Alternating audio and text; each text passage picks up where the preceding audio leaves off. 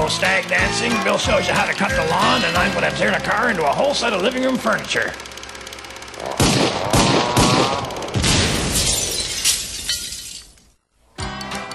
He's warm, he's cuddly, he's furry, and he hangs around in the forest. I guess that's why they call him the possum. Put your hands together more than once for the star of our show, Mr. Red Dream!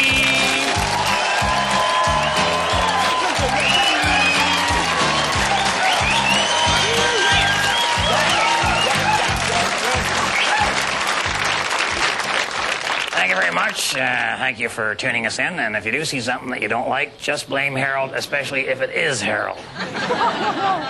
Well, Uncle Red, as the director/producer, I take all the blame. But, of course, I also take all the credit. Oh, I think you just exceeded your credit limit there, Harold. Big week at the lodge this week.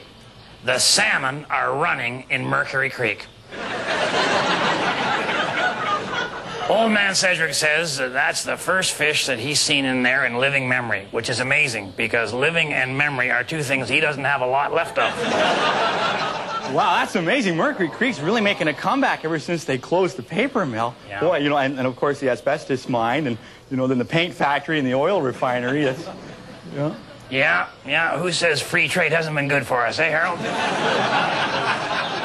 Who needs jobs? We got salmon, right? You can't eat jobs. Of course, you can't eat that salmon, though, either. But we wanted to have some kind of an event, you know, to commemorate the return of the salmon. Oh, please, not a salmon feast. Oh, you don't want to put one of those salmons in your mouth. Oh, that does not make for good eating, I'll tell you. All that mercury might make a good thermometer, though. Yeah, and you still wouldn't have to stick them in your mouth. No, we're thinking more of having a salmon parade. You know, we're going to have a parade that'll go right from Possum Lodge all the way into town. And of course, the theme of the parade will be salmon. Good. Yep. So we're telling all the participants to make something that kind of captures the spirit of the salmon in Mercury Creek. Well, I guess there's going to be lots of floats then.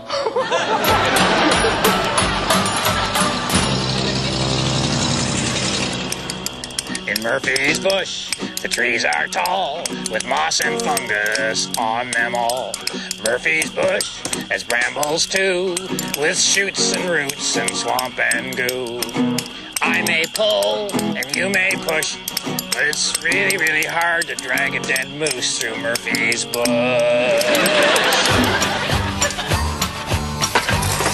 This week on Handyman Corner, we're going to talk about recycling.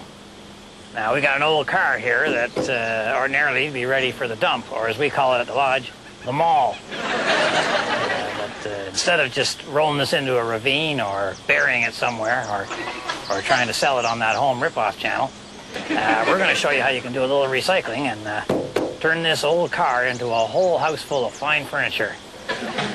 For example, there's a couple of good-looking seats in there. And now what we have is a real nice living room couch.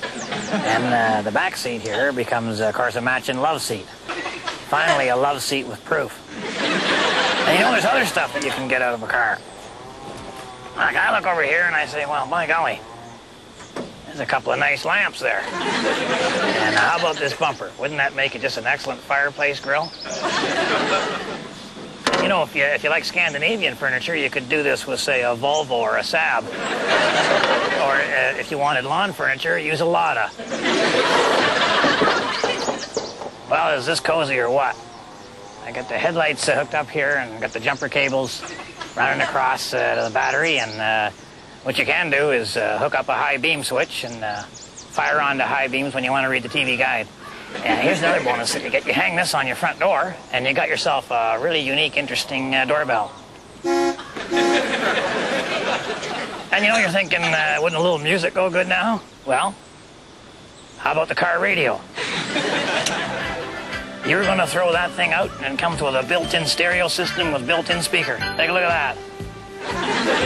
We get Moose Thompson to lie down and wedge his head between those and put on some clogging music. He practically kicks the walls down. That's a great setup. We got lots of seating for everybody, and we got the great fireplace set up here with the bumper and so on. But To me now, it just screams for a coffee table.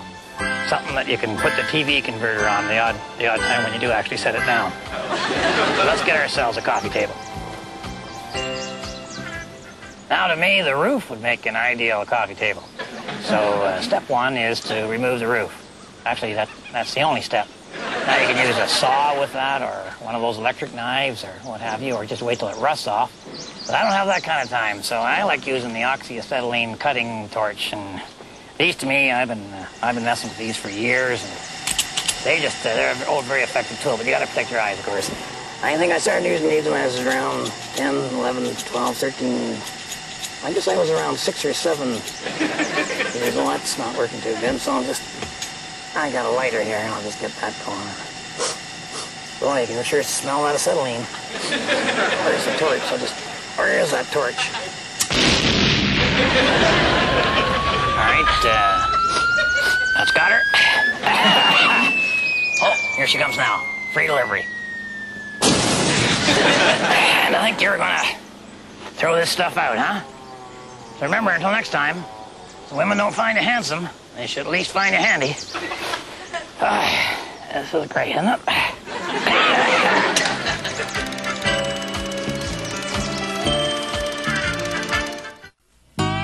And now it's time to expose those 3 little words that men find so difficult to say. I don't know. And here once again to prove that point on the expert portion of our program is my Uncle Red and his good friend, Mr. Glenn Braxton.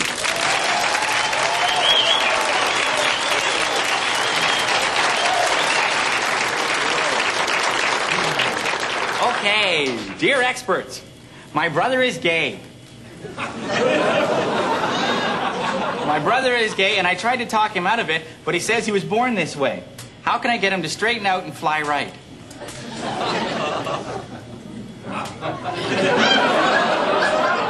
What are you guys looking at me for? I'm an expert on boats and RVs.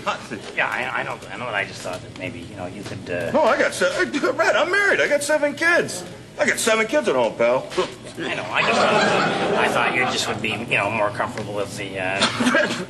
Hey, I don't think you got any kids, do you, Red? You don't have any kids. Well, go ahead, feel that. Go ahead, right there. Come on, no, feel it, come on. Here, feel that. There, Harold. I'd rather not. I lift outboard motors every day. Don't tell me. All right. I just thought, you'd feel more comfortable. You got the kids, and everything. You're so masculine. I thought you'd be fine. Yeah, you bet. Yeah. Mind you, Glenn, your kids are all girls. So? But excuse me, I just think what my uncle is trying to say in his primitive, politically incorrect way is that, being the father of 7 daughters, perhaps you'd be more in touch with your feminine side than the other guys around here. Whoa, feminine side, Harold. I don't have a feminine side. I got 2 sides, front and back, and they're both masculine, okay? Okay, well... For God's sake, don't try to prove it for us. Look, all right, if you're uncomfortable with this... I'm not uncomfortable. No. I wish there was more gay guys in the world. Sure. Then I wouldn't have to watch my teenage daughters like a hawk. Okay, I think we've offended everybody with any sensitivity now. So, why don't we just wrap this up? No, I can answer this. No, I mean, you can't talk somebody out of being gay, See, it's biological. Live and let live. Do what you want to do, Just mind your own business. Wow. Cool answer, Mr. Braxton. Boy, I wish more guys around here had sensitivity like you. Why is that, Harold? No, wait. No, feel that.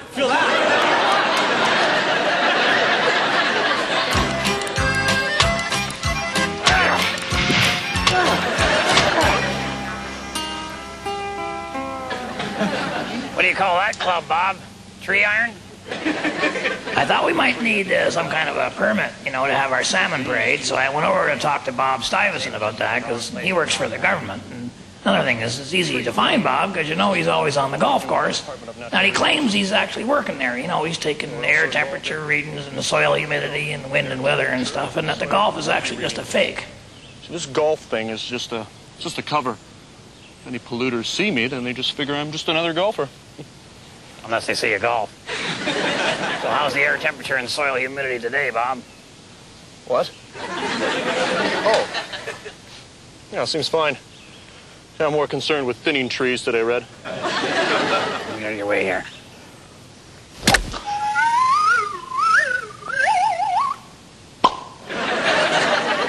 Yeah, there's another one that's got to come down. Oh, gosh. Doing a little excavating, too, are you, Bob? Gonna build a subdivision in that divot? Aerating, Red. It's the best way to get oxygen into the soil. All right. Listen, maybe you'd like to join me on my game of golf. You can play from where I lie.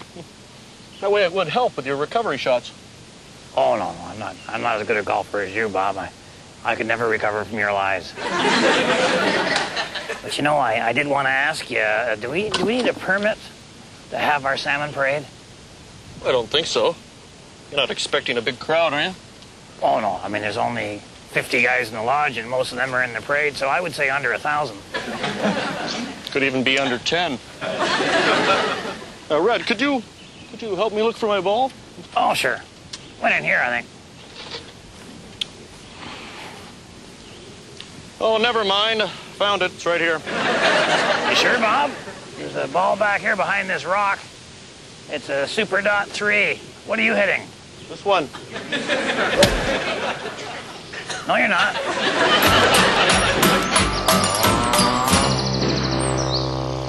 Well, the parade to celebrate the return of salmon to Mercury Creek is on. Everybody's building the float.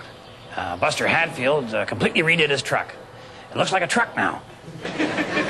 And Moose Thompson is helping me. We duct taped one of them above-ground pools to the roof of the possum van. We're going to paint her all red and go as a giant can of Pacific salmon. Stinky Peterson didn't know what to do that would capture the true essence of a salmon, you know. Yeah. So Junior Singleton, he suggested that maybe, you know, Stinky just stand downwind of himself for a minute. Well, Stinky took exception to that remark. So now Junior's entering the salmon parade as a sockeye.